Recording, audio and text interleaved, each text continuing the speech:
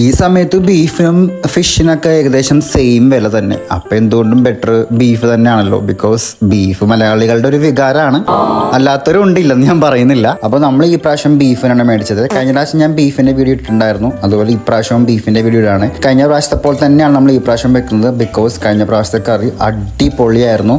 അപ്പോൾ ഞാൻ ചിറ്റ എടുത്തോന്നും ചിറ്റ അതുപോലെ തന്നെ മതിയെന്ന്. അതിൻ്റെ ഇടയ്ക്ക് ചിറ്റ വേറെ എന്തെങ്കിലുമൊക്കെ വെറൈറ്റി ശ്രമിക്കാറുണ്ട്, പക്ഷേ ഇടയ്ക്കത് ഫ്ലോപ്പ് ആവാറുണ്ട്. ഇപ്പോൾ ഈ പ്രാവശ്യം ഞാൻ പറഞ്ഞ പോലെ വലിയ ഫ്ലോപ്പിലോട്ട് പോകണ്ട. കഴിഞ്ഞ പ്രാവശ്യം എങ്ങനെയാണോ വെച്ചത് അതേപോലെ തന്നെ ഈ പ്രാവശ്യം വെച്ചാൽ മതി. ബിക്കോസ് അതിൻ്റെ ടേസ്റ്റ് ഒരു വേറെ തന്നെയായിരുന്നു. കാരണം ഒരു സെമി ഗ്രേവി ടൈപ്പാണ്. എനിക്കിങ്ങനെ ഭയങ്കര ഗ്രേവി കുറഞ്ഞ ടൈപ്പാണ് എനിക്കിഷ്ടം. ബീഫ് കേട്ടോ, പുട്ടൊക്കെ കഴിക്കണമെങ്കിൽ നമുക്ക് എപ്പോഴും ബീഫും പുട്ടൊക്കെ കഴിക്കുമ്പോൾ ഇച്ചിരി ഗ്രേവിയൊക്കെ വേണം. അപ്പോൾ കുറച്ച് ഡ്രൈ ആക്കിയിട്ടാണ് നമ്മൾ ഉണ്ടാക്കിയത്. ഞാൻ വെറുതെ ഷോ ഓഫ് കാണിക്കണതാണ്, ഞാൻ വെറുതെ ഒന്നും ചെയ്തിട്ടില്ല.